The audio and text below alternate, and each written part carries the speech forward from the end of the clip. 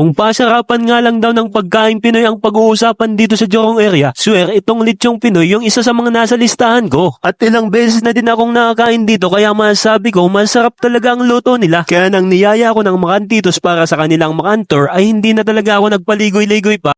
Ayun na nga mga buddies, naimbitahan tayo ng makantitos para sa kanilang makantor doon sa Lechon Pinoy Jorong East Mall. So samahan nyo ko tonight. Let's go!